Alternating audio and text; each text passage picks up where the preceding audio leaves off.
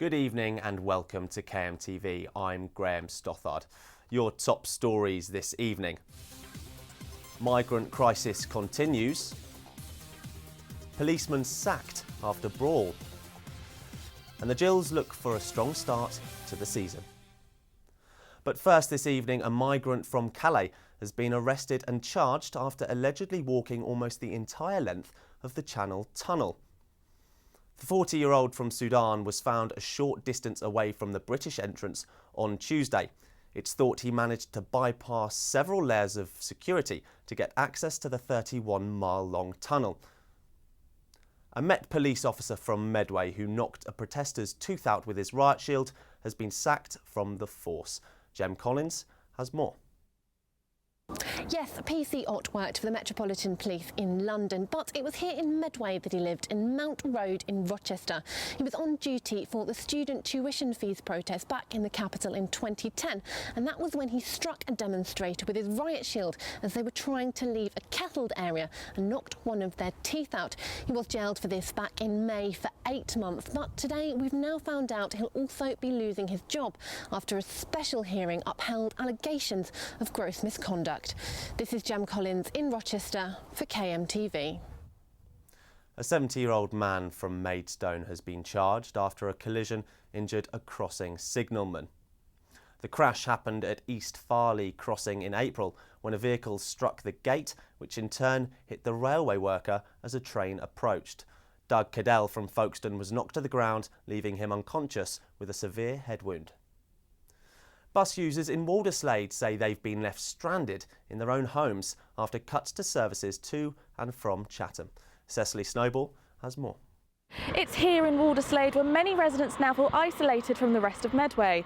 Arriva buses cut certain necessary routes last month, but now residents are hoping a petition will change that back. More than 200 people affected by the changes have signed the petition. The revised timetable left the half-mile stretch of the busy Walerslade Road without a bus service. Residents complained that the removal of the 701, the 181 and the 179 means they can no longer reach Chatham Town Centre or Medway Maritime Hospital without walking a long distance and changing on several buses.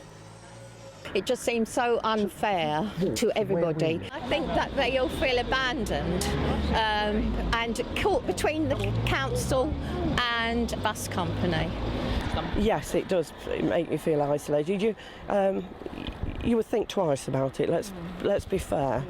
Medway Councillor David Brake, Cabinet Member for Adult Services, has been fighting for those affected. Arriva came out with a news story which they thought was a good news story about all of these changes that were going to make improvements. In reality, the only improvement was probably to the bottom line on their balance sheet. It's affected so many people in Walerslade that I think in a nutshell they're up in arms. Further plans by Arriva for improvements have angered more residents in Gravesham and Dartford. They've now seen vital bus journeys cut, which could result in a 3-hour wait to get to Darrant Valley Hospital. Back in Walerslade, and a spokesperson for Arriva told KentOnline that while the passengers using this section of route has been low for some time, we will review how the new services perform and make amendments if appropriate. Cecily Snowball in Walerslade for KMTV. And finally, football fans across the county are gearing up for the start of this season tomorrow. Tom Akers went to see how Kent's only League One team were preparing. Football is back, but at Gillingham, it's off-the-field matters dominating the headlines. At the club's annual photo call, Chairman Paul Scally spoke of his disappointment over the FA's decision to fine both him and the club over the sacking of striker Mark McCammon in 2011. It's disproportionate, it's unfair, unjust. We're very stunned. And very disappointed, staggered really.